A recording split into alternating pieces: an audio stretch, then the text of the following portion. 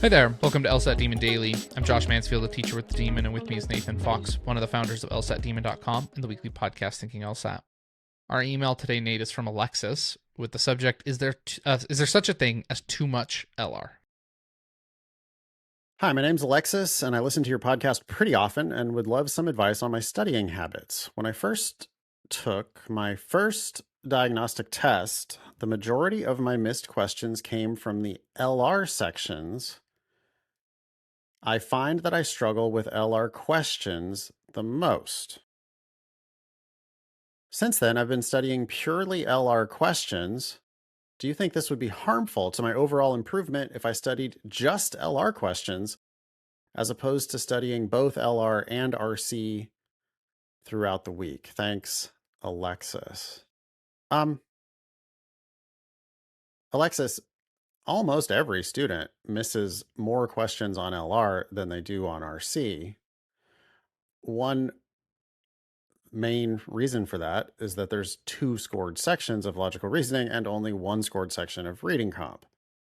So you and almost everybody else misses more total questions on LR than they miss on RC, no matter how good you are at RC or bad you are at RC. That's almost always the case, just because there's twice as much LR, roughly twice as much LR on the test. As a rule of thumb, every student should be spending about 2/3 of their prep time on LR and about 1/3 of their prep time on RC, because that's how the test comes out. It's 2/3 LR, 1/3 RC.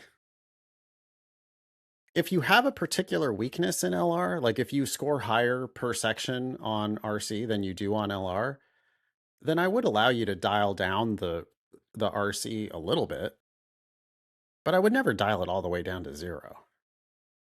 I mean, you're a couple reasons. I'm sure you can get better at RC. It is 1/3 of the test, and it's not that different from LR. By getting really, really good at reading comp, you're going to be getting really, really good at all of the must be true and supported and reasoning questions that you're going to find on LR. You can translate those same reading comprehension skills over to the LR. There's a lot of just evidence-based questions on LR.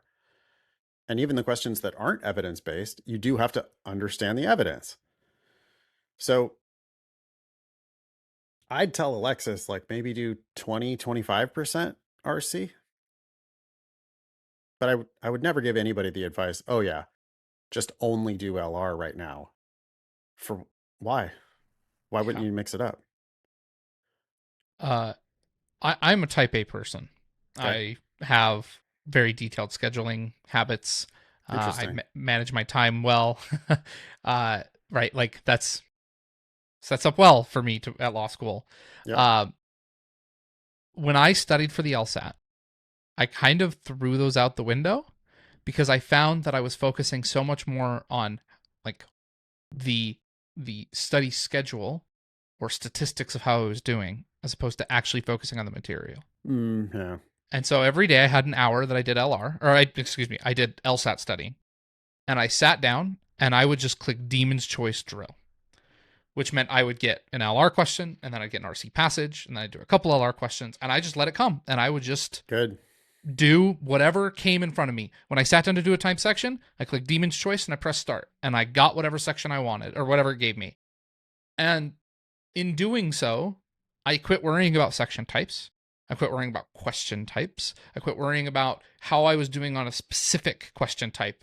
And I just focused on the question in front of me and tried to get better at the test. And it is both a liberating and also a incredibly effective study strategy, in my opinion, to just set your hour aside and let the demon give you whatever it needs to. Demon does give you questions at your appropriate challenge level. It tries to keep you getting around 70 to 80% of your questions right. It doesn't want you to get 100% right because it needs to give you harder and harder questions.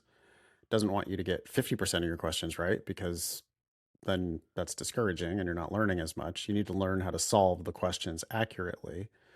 So when you just do demon drilling, It will adjust the difficulty for you. It will also adjust based on what you're good at and what you're bad at.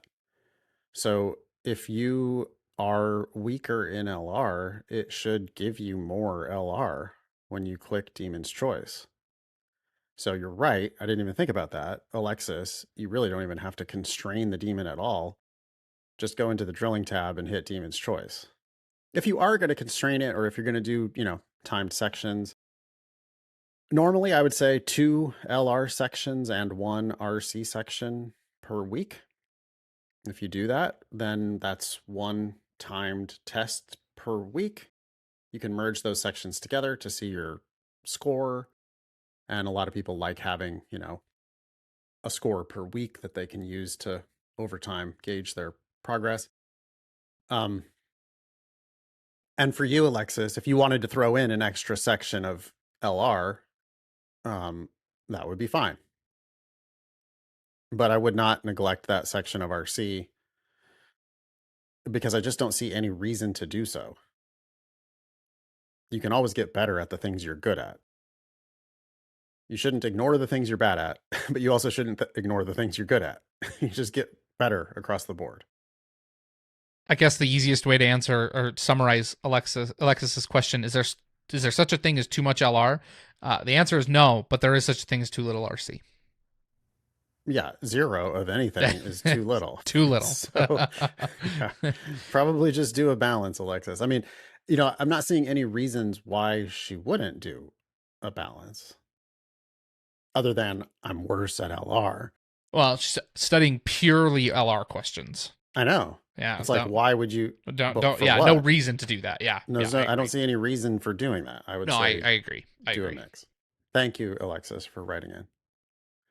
Email daily@lsatdemon.com if you'd like to ask us a question or share some LSAT or Lost Code Missions news. Thanks for listening.